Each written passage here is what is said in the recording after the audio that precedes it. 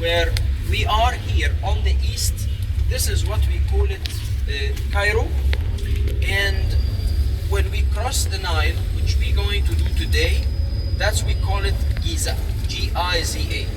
But Cairo and Giza together are forming like one big unit known as Greater Cairo. Cairo, it's a city with its own administration. Giza, it's another with another administration, with 22 million people altogether.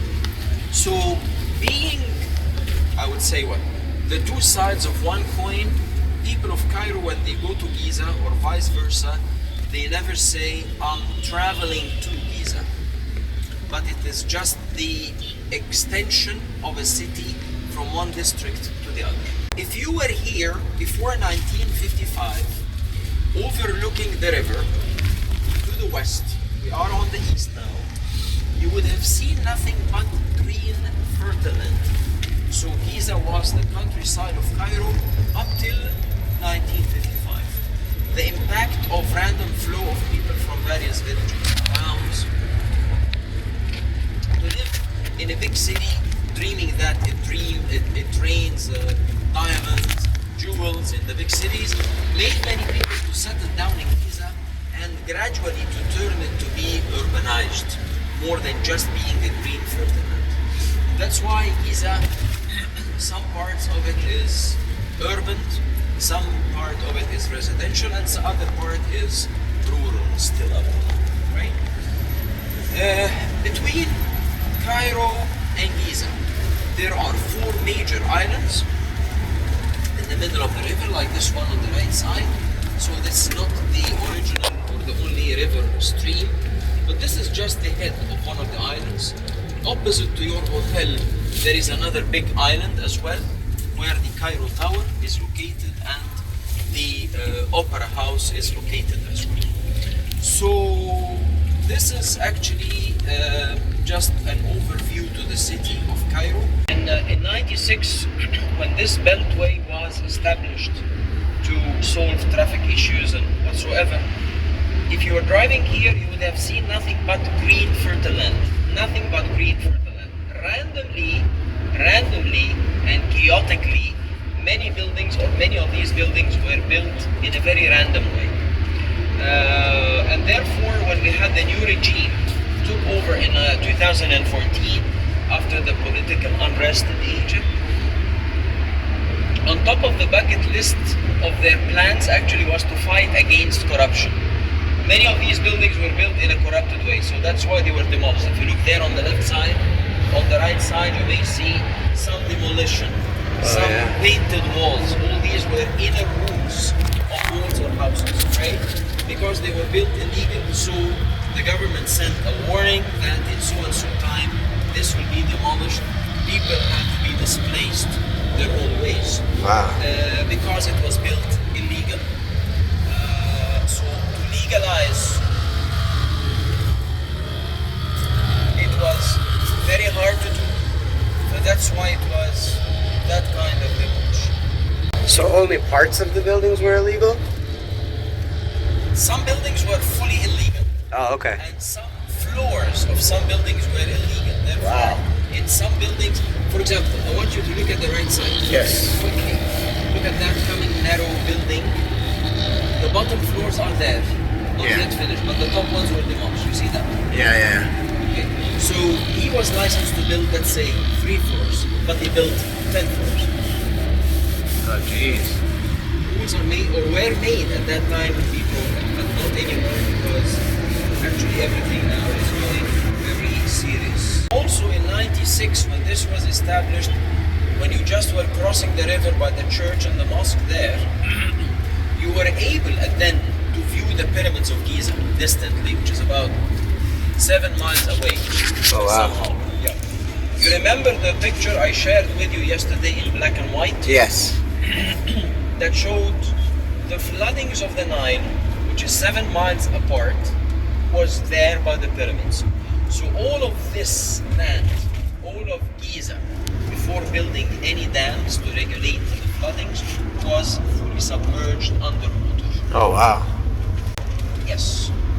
And that was the answer to the question about how did they manage managed in ancient Egypt to transfer the stones from the quarries to the site? But the answer was that random photo which was taken in 1899 that I showed you yesterday. And not only this, but when the site was, especially around the Sphinx, was cleared out of the debris and dirt and the dust and so on in the 20th century, we found out lots of harbors, river harbors. And I'll be showing you one of them today. Look at that building to 1 o'clock direction. Okay. That's fully Oh, yeah. corrupted. Fully. Jeez. Well, it seems somebody's still living in the middle there. Exactly, and that's why the government cannot demolish the whole thing. There is always someone shifting inside of that flat. Wow. Alright? Oh, wow. The government equipment cannot demolish the whole thing. That's why they manage just to do the top, and that's one is in the middle, so they cannot do the bottom range. Wow. So it's like a Tom and Jerry game now.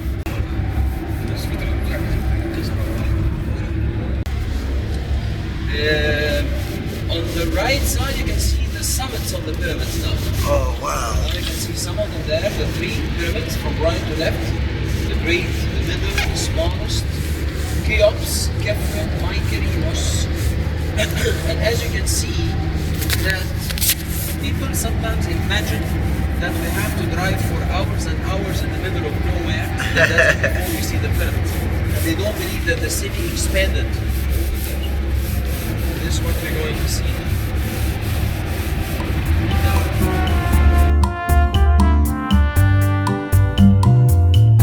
Just walk.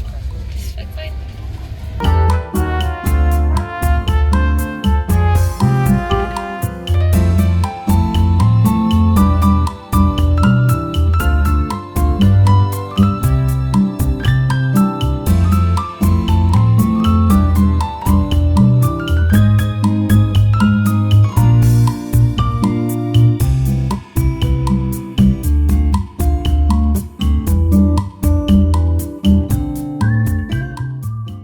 Will Peter be driving us to the airport in the morning? Yes, sir. Okay.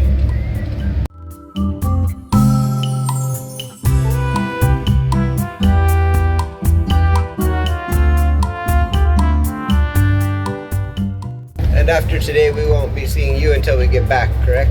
Until you get back, yes, until you get back. Okay. This is the plan.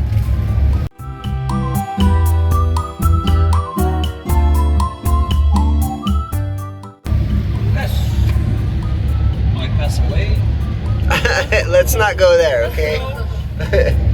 you maybe, after visiting the Valley of the Kings, go to visit the Valley of the Guides.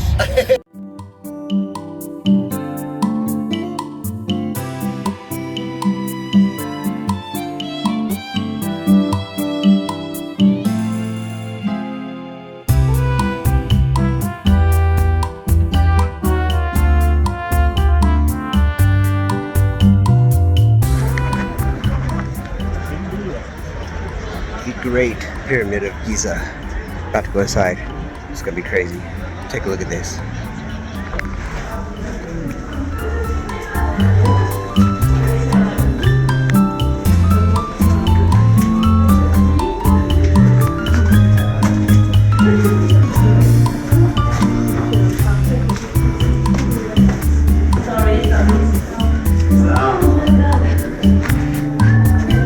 We just started. It's a long way home. A long way. Yes. Not sure it's worth it. Hey,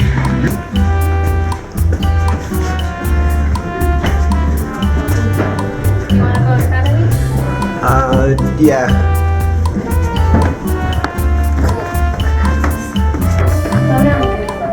Okay.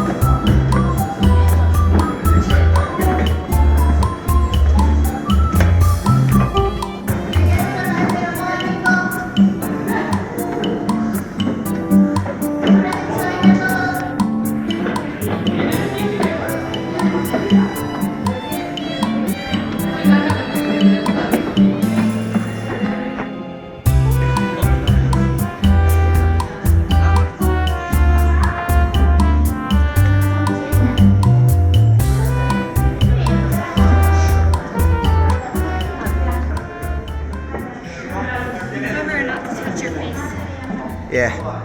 I haven't touched the rails at all. Only place I touched was when we were climbing up right there. Well, I've been touching the whole time, so. Oh. I was kind of using my back against the roof when we were climbing Well, I'm there. not that tall.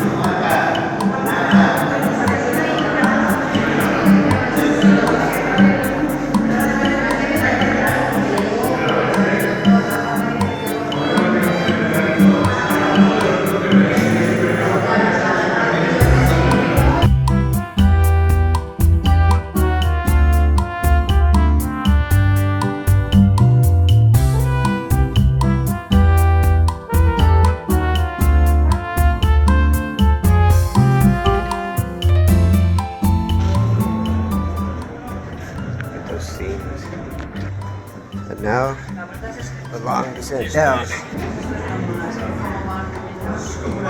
So this is level.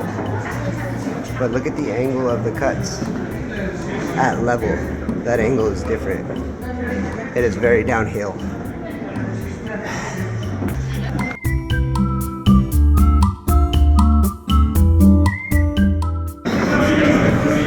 And we're walking, we're moving here. We're walking out of a pyramid here.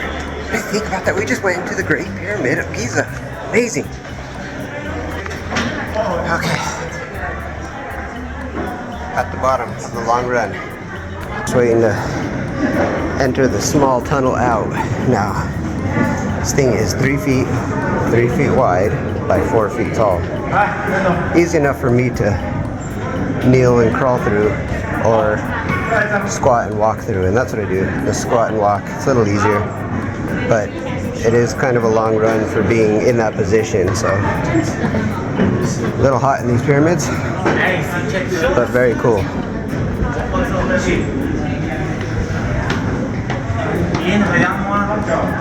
Oh, merci! Laisse passer, ma femme.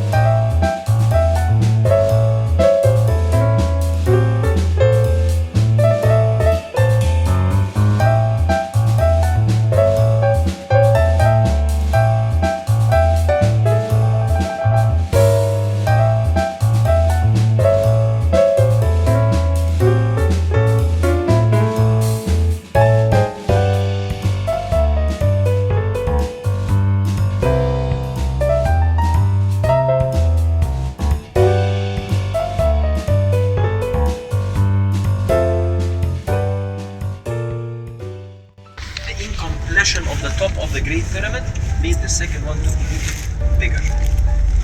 Don't worry, sir. You're going to have a better view to that driving. Okay. And by the way, look at this row on your left side. Can you see that? Yes. This is called the funerary temple.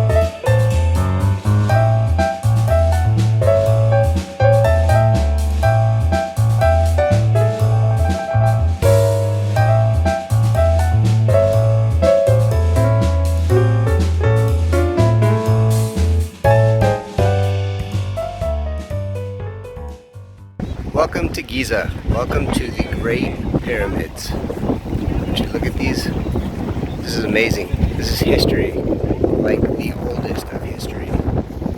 And perfection. You don't understand the quality of these builds that these Egyptians possessed. There's no mortar or cement holding these things together, man. They're interwoven ginormous stones, and they did this without cranes, without anything. Just look at the site that they created. Just better than most sites anywhere else on the planet. You don't get views like that anywhere. It's fantastic. We are enjoying the hell out of Egypt, and if you ever get the opportunity in your life to come here, please do, because it's pictures and videos don't do it justice. Even this isn't going to do any justice. You need to be here and see just how like big and grand these things are. It's amazing. Anyway, let's move on, shall we? And on that note, speaking of crazy miracles,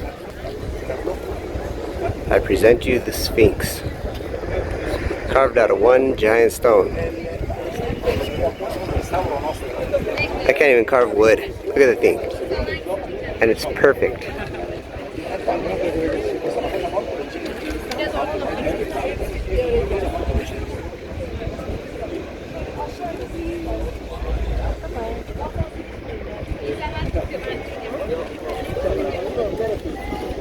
You can even see the tail back there.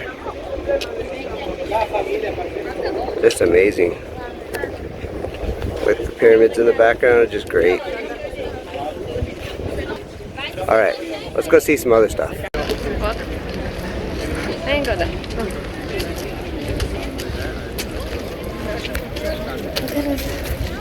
Even shows in the back.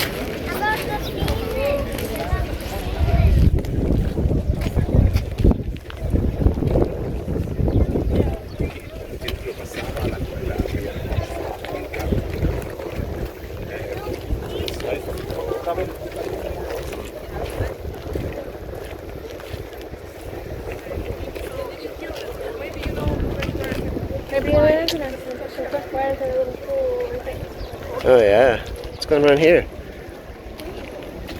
What in the Assassin's Creed is that all about? Well, my interest was in his butt. You're trying to go in his butt? I did.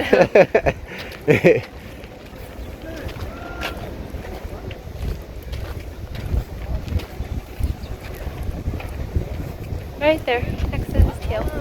Literally in his butt. There's a little tiny hole there. Is there really? Yeah. Oh. So, what was mine?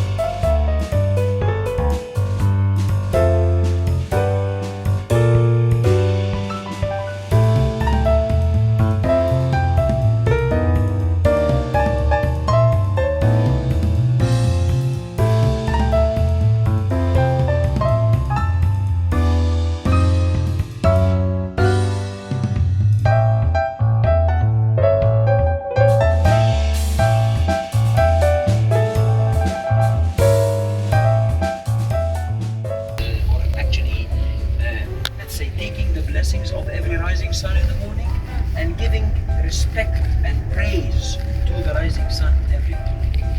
He dimensioned the statue as 180 feet long, 60 feet. The funerary temple. Can you see it? Yeah.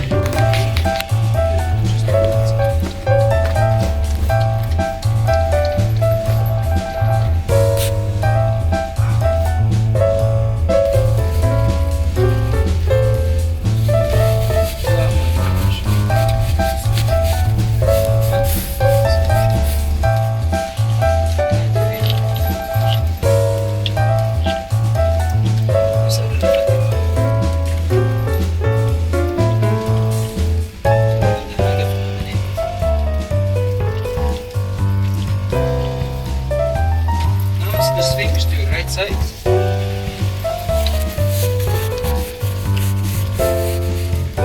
Enclosed by that ruined temple, which is called the Valley Temple Purification.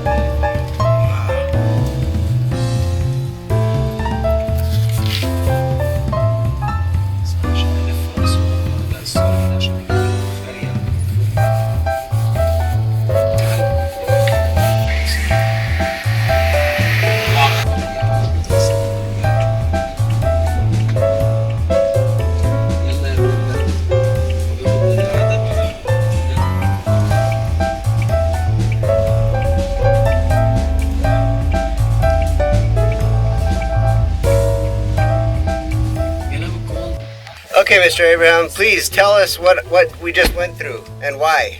We came to visit the pyramids of Giza. Twice. Twice? Lucky you! Well, we just thought you didn't get to see him enough, so.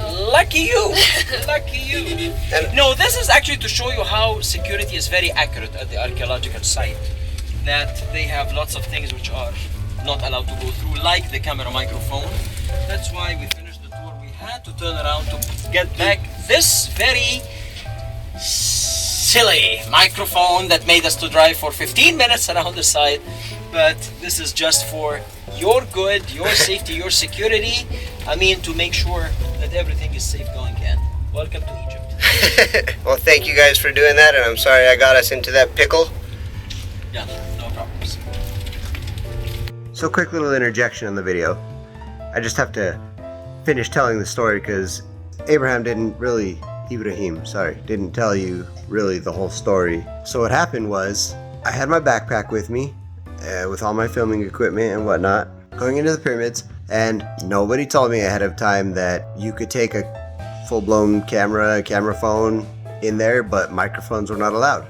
Nobody told me that. I didn't know that. So I had my microphone in the backpack with a GoPro. I had my wireless mics. I had all kinds of stuff. And send your bag through the x-ray machine. Well, the guard, she saw that there was a microphone in there, so she pulled it out and said, okay, you can go. And I was like, what? And Abraham was like, what? And he was asking about the mic, and I didn't obviously understand the conversation because I don't speak Arabic, but they were talking to each other, and turns out you cannot take microphones in archaeological sites because Egypt's view on microphones is that you're going to record your guided tour and mass produce it so you can have guided tours that are not actually guided, and it'll prevent people from visiting the pyramids, and or you can give them audio tape to listen to as they go into the pyramids. Okay, that's a logical thought. But on that note, camera phones have microphones in them.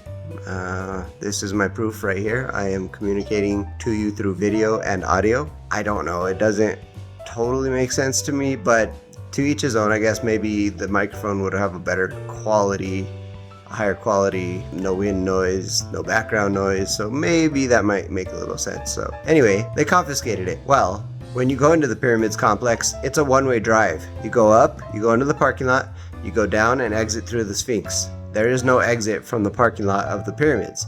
And that road going down to the Sphinx from the pyramids is basically a one-way road. You can't go back up it. So we finished at the Sphinx, we got in the van, started driving back up the road, and security stopped us. The police actually stopped us and started yelling at poor Peter and Ibrahim, and they started yelling back, and it was a big thing. And then the police really raised their voices and everybody shut up. And I was like, you know what? This is not a big deal. It's not important. I don't care.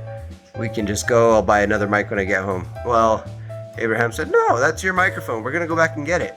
So we had to exit the complex, take a 15-minute drive all the way around, back up into the parking lot to get my microphone, and then we were gonna have to drive back down the road to the Sphinx and exit again and take that same 15-minute drive to get back on the road to go back to Cairo.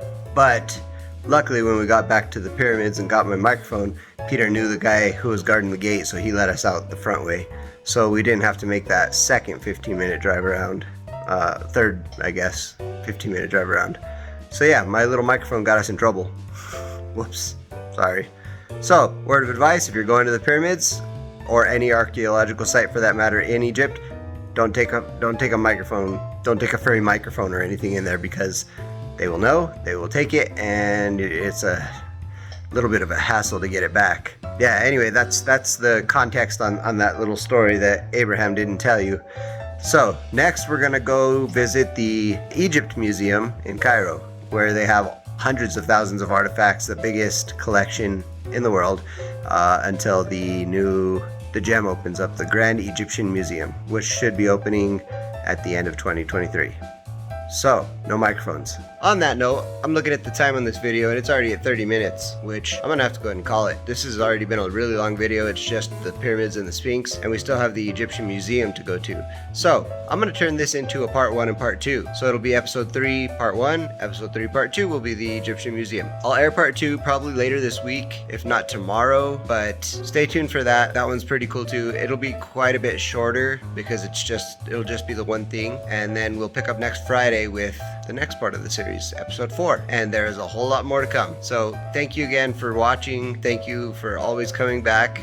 Thank you for not missing any of these videos. I really appreciate all the support. You guys, it means a lot to me. You know the drill. Go ahead and click the like button. Go ahead and share with your friends. Go ahead and comment so we can get a conversation going, or if you have any questions, and I'm glad to answer them. And go ahead and subscribe and ring that notification bell down there in the corner, so that way you don't miss any of these Egypt adventure videos. And on that note, I will see you on the next one, episode 4. Where we're going? It's gonna be great. All right, we'll see you soon.